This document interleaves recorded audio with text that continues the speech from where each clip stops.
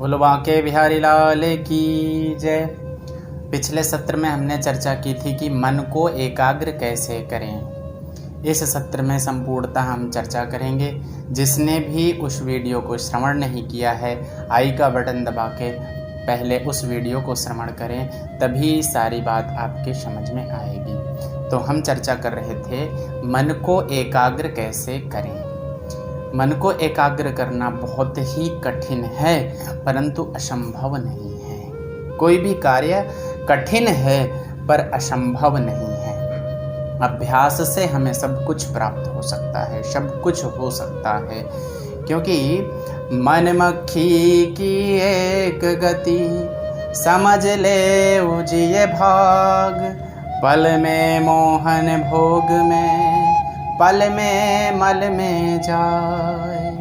ये मन जो है अस्थिर है, स्थिर नहीं है। कभी तो इस संसार में चला जाता है और कभी प्रभु के चरणों में चला जाता है। ये अस्थिर है, इसको स्थिर कैसे करें, सबसे बड़ा विषय है। इसमें बड़े बड़े ऋषि मुनि भी इस चीज का चिंतन करते थे। तो हम और आप तो तुच्छ मनुष्य हैं, हमें इस विषय का गहन चिंतन करना चाहिए। आपने श्रवण किया होगा, शास्त्रों में कथा आती है कि विश्वामित्र जैसे ऋषि, जिन्होंने दूसरा स्वर्ग त्रिशंकु के लिए बना दिया था। ब्रह्मा के अलावा किसी के संभव में नहीं है कि वो दूसरा स्वर्ग बना दे, दूसरी सृष्टि की रचना कर दे, परंतु विश्वामित्र जी ने ऐसा कर दिया था।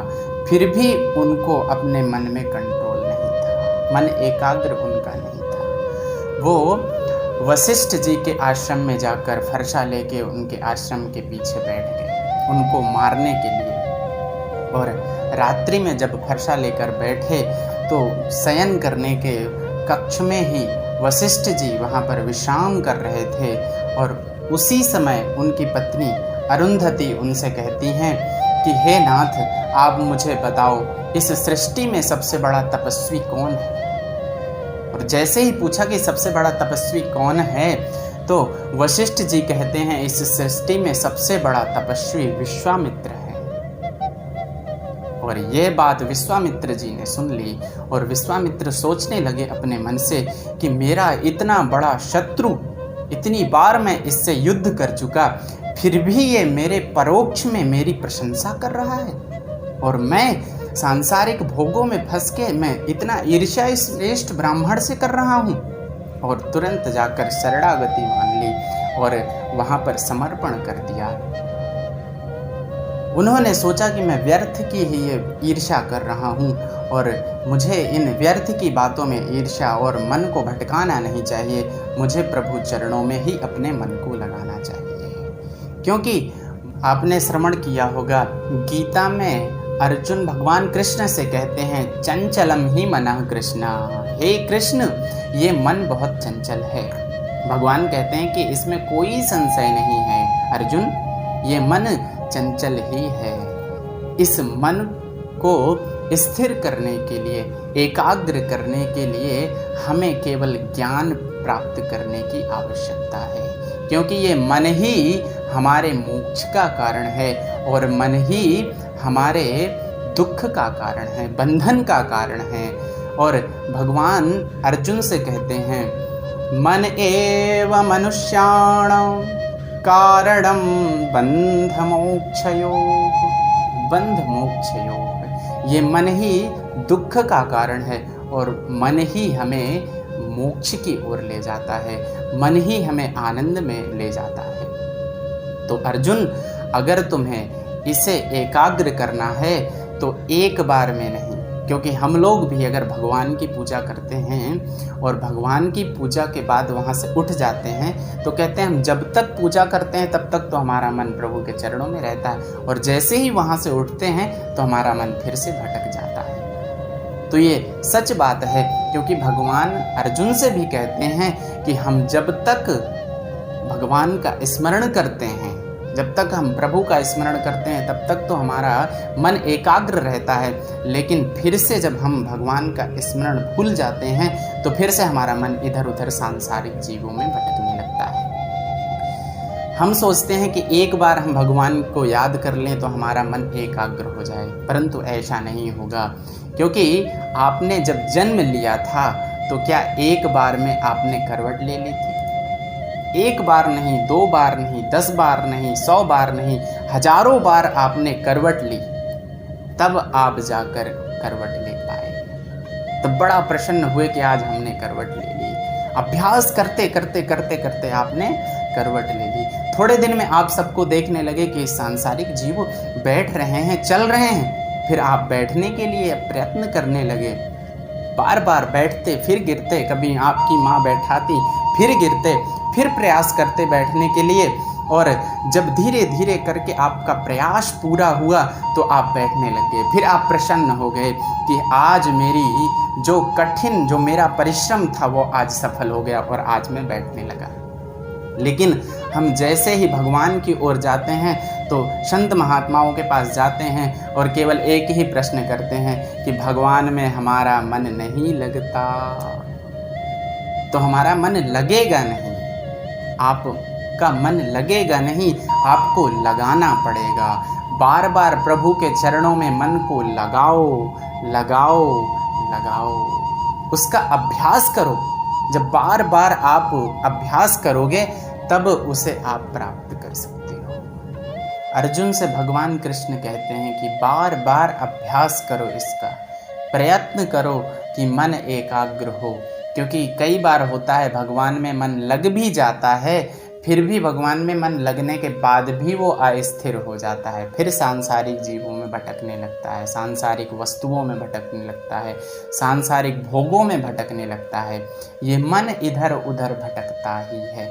जब बड़े बड़े ऋषि मुनि अपने आप को एकाग्र नहीं कर पाए, अपने मन को एकाग्र नहीं कर पाए, तो हम और आप तो मनुष्य हैं, पर भगवान हम लोगों के लिए भी साधन बताते हैं कि हम इस मन को एकाग्र कैसे करें।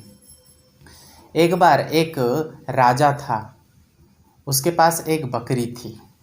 वो पूरे शहर में घोषणा कर दी राजा ने कि इस बकरी का जो पेट भर देगा उसको मैं एक सुंदर पुरस्कार दूंगा।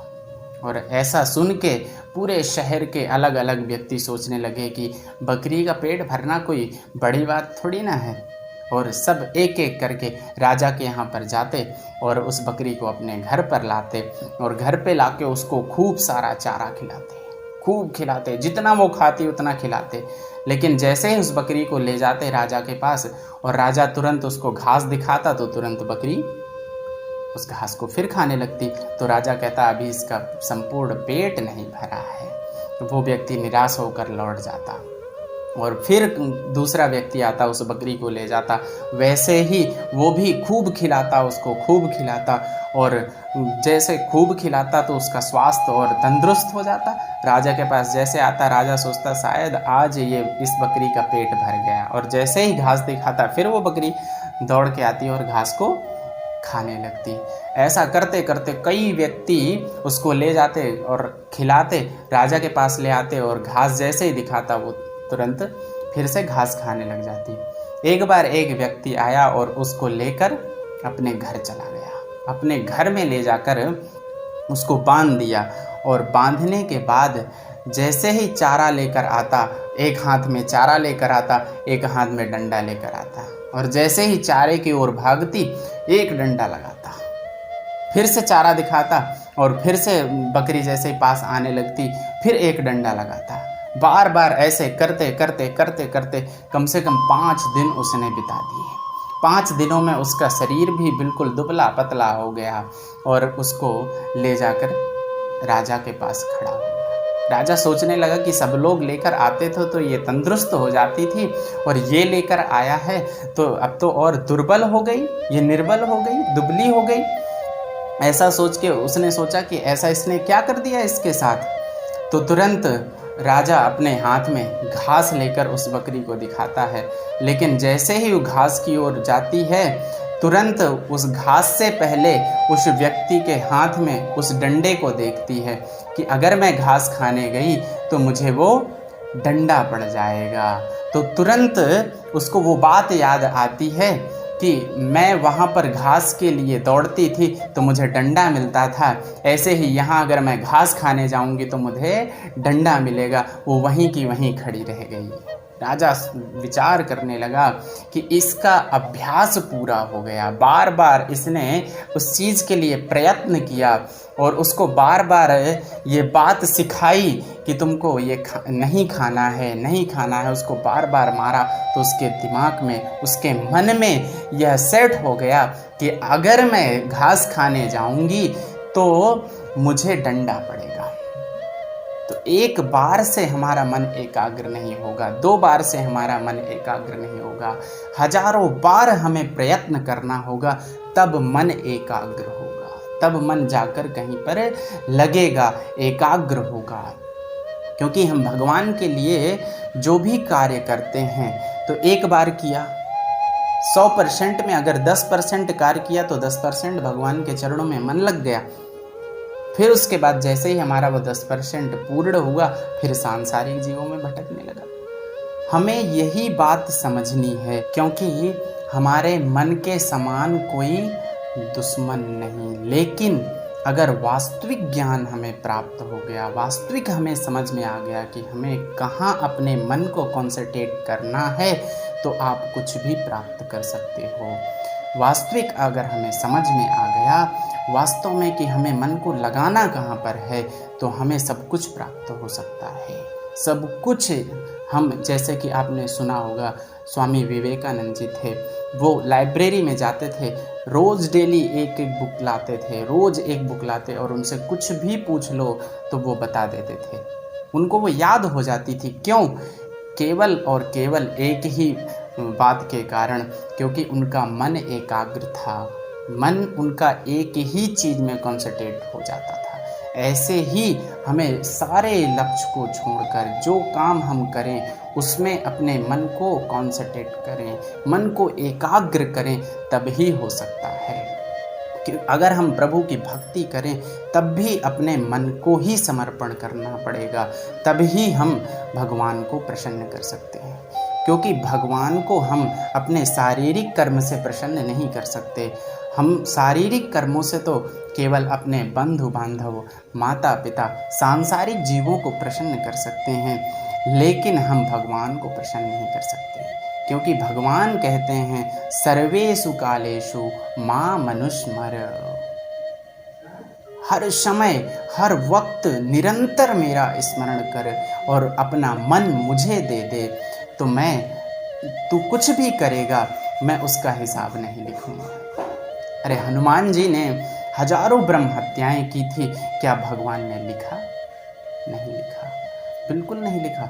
अर्जुन ने हजारों हत्याएं की थी युद्ध में, क्या भगवान ने उसका हिसाब लिखा? नहीं लिखा।